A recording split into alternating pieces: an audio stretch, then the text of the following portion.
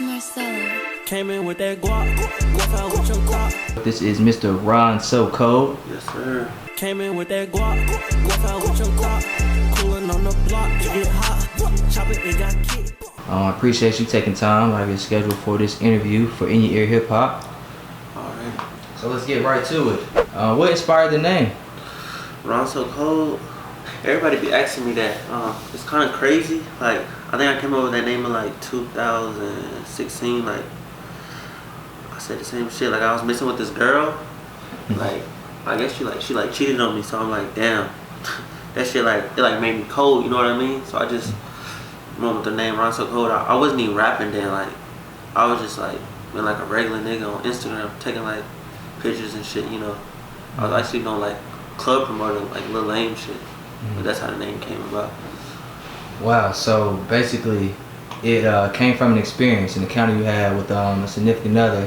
Now, I feel like that's something we all can relate to. Oh God. You know, I done had my fair share of shit and heartbreak, I guess, in the essence that that manifested me. So it's a pretty unique experience. So if you don't mind me asking, was you getting that nickname before you started doing music and everything? Mm-hmm. How did you start? Where did music come about? When did that come in?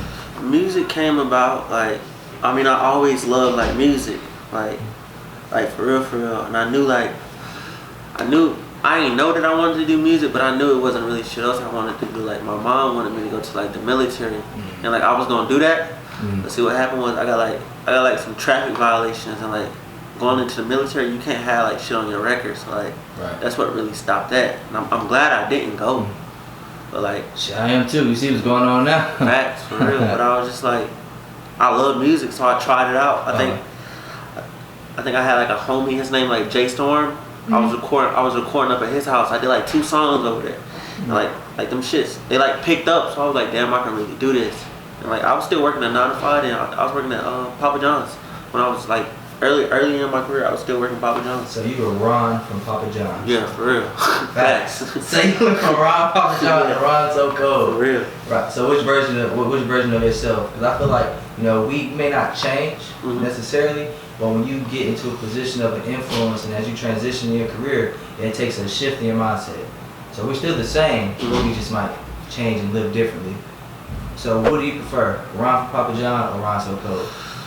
Ron So Cold for sure, but I mean, if I was never working at Papa John's, I probably would never like became who I am today. Like, I was using like my paychecks.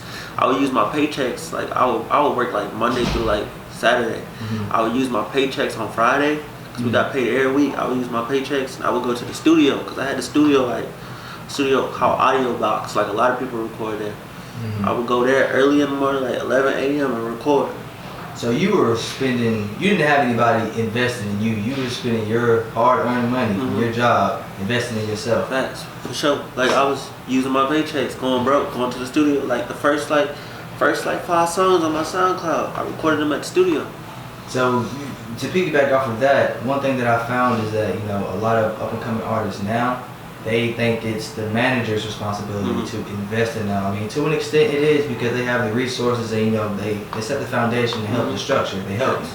But a lot of people just rely on the management as how much can you be investing, like a sponsor. And with you having first-hand experience and doing it organically, investing in yourself, what did you feel like that helped you have that mindset as far as from a business perspective when you did start getting involved with management and things like that? Did you have a different understanding, or? I mean, I always looked at it like this way. Like, my manager, like, he ain't rich, so like I can expect him to pay for everything that I gotta do. Like, we both gotta be making money. Like, don't get me wrong, my manager has paid for some of my sessions, like when I go to the studio, but I ain't never looked at it like my manager need to give me this, blase. I always been like, that shit really taught me to be independent. Like, I gotta want it more for myself. Like, others can't want it for you. I think at the end of the day, you put yourself in this position, so you have to have that accountability as how to manage things moving forward. So I definitely understand that wholeheartedly. So let's talk about that management. You were Alamo? I'm signed to Alamo, and my manager is Jake, and he works for Lyrical Lemonade. Now, so let's talk to me about that. So, Lyrical Lemonade, I know, first thing popped on my mind, Cole Bennett, the whole experience. That's my brother. So, talk to me about your relationship with Cole. How did that come about? You know what? I honestly met Cole. I met Cole through Jake. Jake was managing me like I want to say early 2017. I had another manager prior to Jake. His name Young Icy from like South Carolina. Jake took over everything. I was in Chicago. I think I don't know what. I think it was Jake's birthday. He had a little show. He let me like headline it. And then like later on that day, or maybe the next day, I met Cole at Cole's apartment. And just ever since that, we all just been like real cool. Like, you know how like you meet those friends, like they're not like your day one friends, but like y'all just click. Yeah, it feel like you don't know them. So forever, right? It feel like family type shit. Like it is family. That's how everybody is over at Lyrical. You might have known them in a past lifetime. Do you believe in that kind of stuff? Yeah, like, I do. Reincarnation and come back. All right, so let's get into that. If you know, it's a couple things I want to get into because like my mind is just all over the place. First, does Cole really wear sandals all the time? Like does he really wear slides all the time? Every time I see him, bro has on the sickest pair ever, and I'm just like, is he cold? Is that like, you know what I'm saying? Like, his feet don't get cold. Like he have them damn Birkenstocks all the time. Like, all the time. That's lit. So let's get into the reincarnation thing. I know this is random, but if you can come back as any animal or object, because some people don't know, you might come back as an object. You just see shit all the time. But if you can come back as an animal, what animal would it be and why? Damn. If I can come back as an animal, I'm gonna say two. I'd either be a dog or a bird. I think about it, everybody love dogs. Like people love dogs. Like, and dogs smart as hell. That's right, too. For real. So I'd be like a dog, not like a little big ass dog. I'd rather be like a little Yorkie or some shit. And birds, I just think birds cool as hell. So. That's and fly. I mean, you are a fly individual, as you can tell. Some exclusive drip because I'm quite familiar with the Kappa, but that's Marcion? What is it? Which the hat or? Shit. Tell me the whole thing, the whole nine. What? My homie make these. My homie Evlo. I hope I'm saying his name right. He stay in Harlem. Okay. He gave me this hat, and I just got on some G Stars and then some Forces.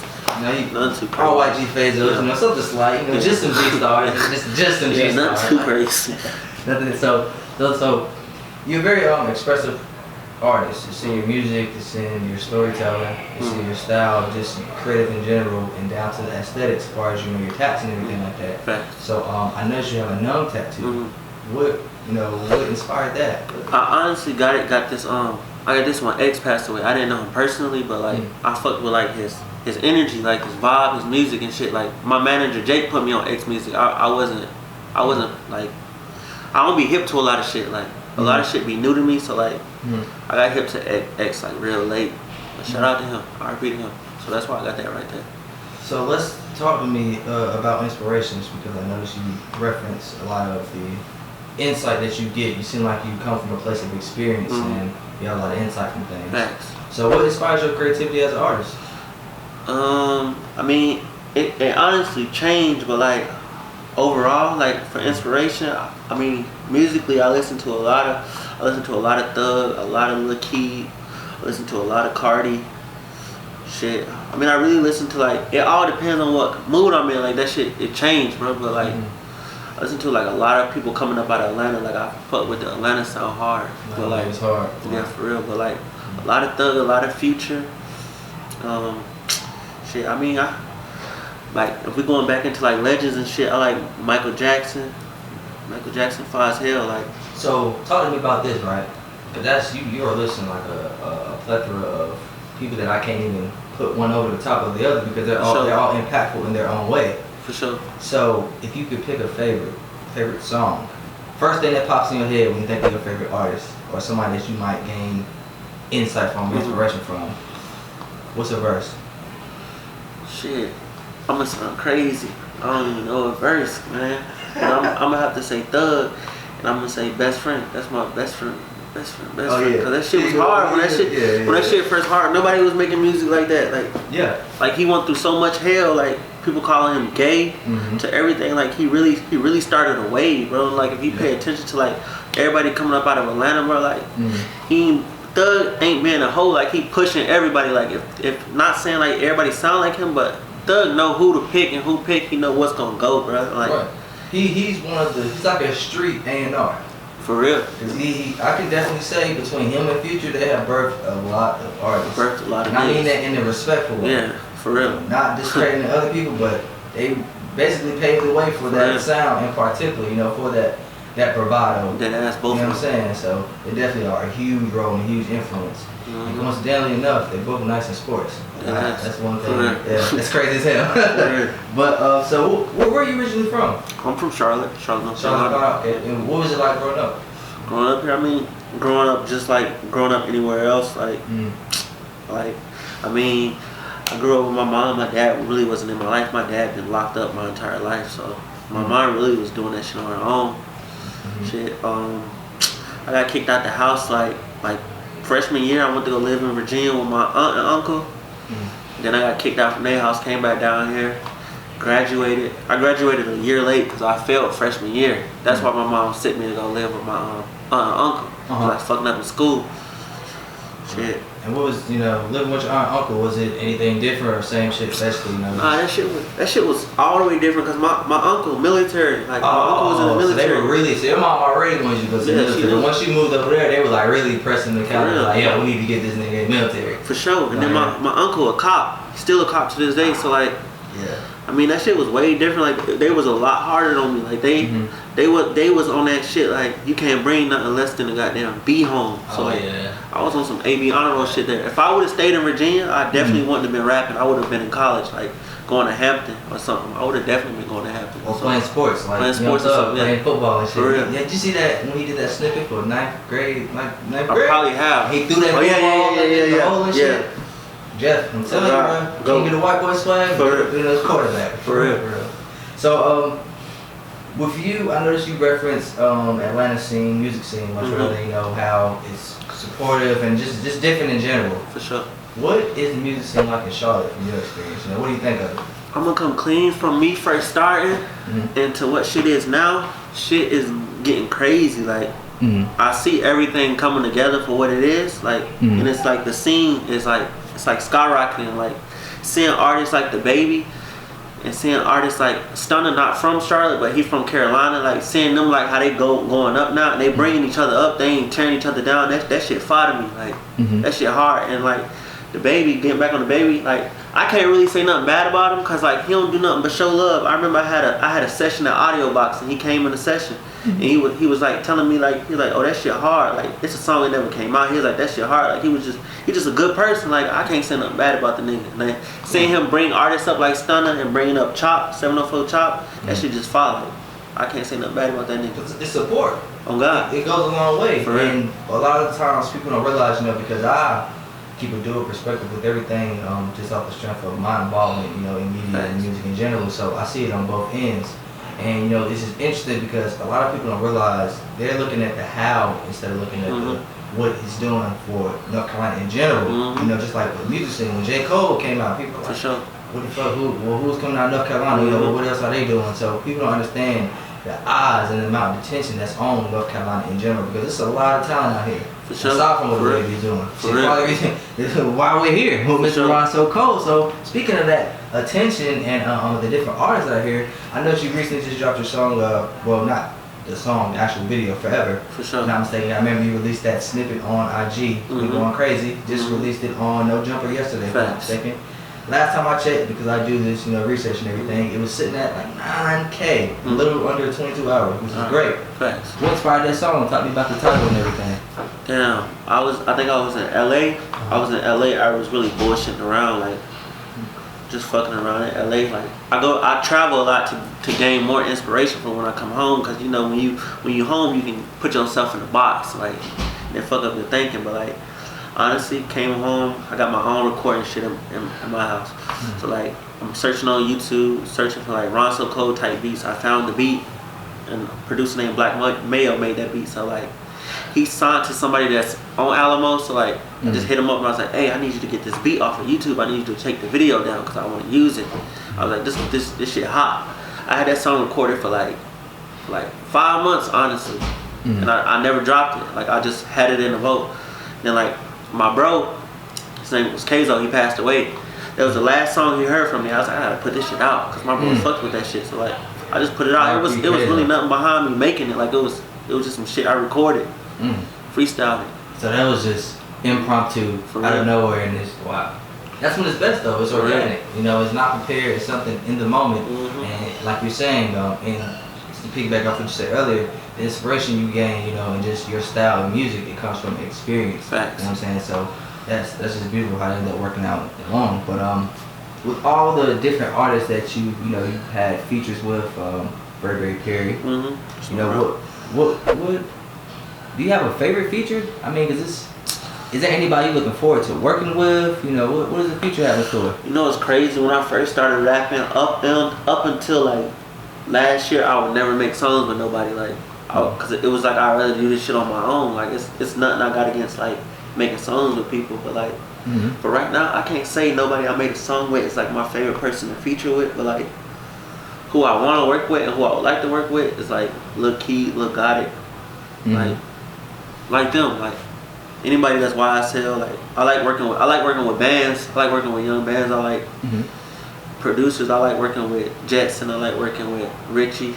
Like, Oh yeah, Rich South definitely. I don't really be that pressed to work with rappers, bro. Like it's cool to collab and shit, but like You much rather like to explore different sounds. Yeah, for real. collaborate with producers before you collaborate with artists. exactly, I'd rather work with different producers before I go work with rappers. The point is, you like to work though. I like to That's what work, It sounds yeah. like you want to really put that grind in and explore, really tap into your full potential, see For what sure. can come from that. Mm-hmm. I understand. So you learned the game in and out, and I know every experience is different, so it's more to learn from it. But with everything you've been fortunate enough to encounter, you know, what have you learned from it? Or you know, what do you feel like is the most impactful thing that has happened to you? Damn, probably the most impactful thing that happened to me is probably meeting Jake, because Jake put a lot of shit into play for me. Like a lot of shit that helped me get to where I am happened because of him. So meeting him and connecting with lyrical and shit, like that's definitely helped me. Like, but like, I mean, it's always downs and falls to shit too. Like, you gotta people like you gotta watch who you call your friend in the industry. Like, Oh yeah. shit just really be food. That's why like that's why I really stay to myself. Like, you just gotta watch shit, bro. Like, for real. That's real. That's real shit. So, speaking of that, of watching, I know I say speaking of watch because my mind's all over the place. I'm not even gonna lie to you. But I'm on social media pretty frequently. Facts. Couldn't help but notice Comethazine and brought you out at the Fillmore. Facts. How was that? Comethazine a real nigga. I fuck with Comethazine. Like, I met Comethazine, like, I can't even remember when I met him. We got a song together on my SoundCloud. That shit got like, I think like 500K. That was like when he first signed. That was, well, when I first signed, because Comethazine signed to Alamo too. Okay, So like, I seen that he was on tour. I seen he was coming to Charlotte. So I hit him up. I was like, you can bring me out. He's like, yeah, I got you. Gave me his number. Like, I always had his number, but like, that nigga big. So like, I'm guessing his shit be getting leaked. He got a new number and shit. So hit him up. I went to the tour bus and shit. I was honestly supposed to go down there with him to I think they had another show in Greensboro with A$AP Rocky. I was supposed to go there too, but I was like, damn, bro, I'm tired, bro. It wasn't no more beds on the tour bus. I just went home. Yeah. I should have went to that shit though. Sure, man. I stay in Greensboro. Right. Yeah, I could definitely got you right, but that's big though, man. It's just cool to know that it's like, I guess what you would classify as label mates or whatever. It's bigger than that. Like, it's a real brotherhood. Yeah, the fact that facts. people will, like you saying, the support what the baby's doing for Stunner, it's like the energy is transferable. So it's just real cool for him to pull up in your city, let alone your state, and to welcome you, you know, bring you out like that. Like, Exactly. I imagine the same energy would be, you know, if you was in the other position, it would be coming. So That's just being a real nigga. yeah, and that goes a long way. For For a lot real. of people to understand the importance of the little things like that. Facts. That help you take the relationship to the next level. So, have you done any tours or anything like that before? Or like, what? I haven't done no tours yet, but speaking on that Comethazine, I'm supposed to get on some of those dates. So that would be like a first tour I got on, but I am supposed to have my own tour with 10 cell phones in April, I believe.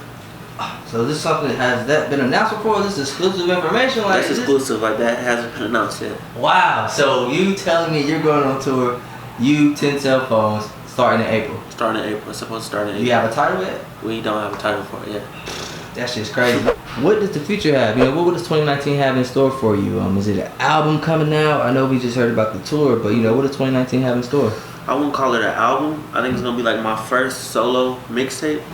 I'm gonna have like everything just gotta be bigger, like better songs, like better producers, like just everything. I wouldn't even say better, like I'm working with the same producers I've been working with, but everything just gonna be bigger. That's all we're working on, just making shit bigger. Like I just wanna, I'm not even gonna say I just wanna, I'm gonna blow up. That's what I'm gonna do. That's the plan, really. Drop this mixtape and let everybody know, like keep my foot on niggas' necks. Like that's been the plan always. Yep. Continuous movement. Because energy definitely is transferable, so you definitely got to carry that momentum into whatever you do, so I understand that. But let's leave it off here. Any closing remarks? Shit. Like, appreciate y'all for bringing me out. Like, for real. Shit mean a lot. Respect, man. I from me personally, being a North Carolina native, I've seen the growth, and I've been itching to get this interview, man. So I definitely do appreciate you taking time out of your schedule for this interview, man. But I think we want to leave it off right there. Alright. And that's pretty much it. I appreciate you, Ron So Cold. No problem. Oh, let people know where they can check you out at. Go follow me on Twitter, Instagram, Ron So Cold. It's Ron So Cold on everything. On all platforms. I should be on everything. Appreciate you.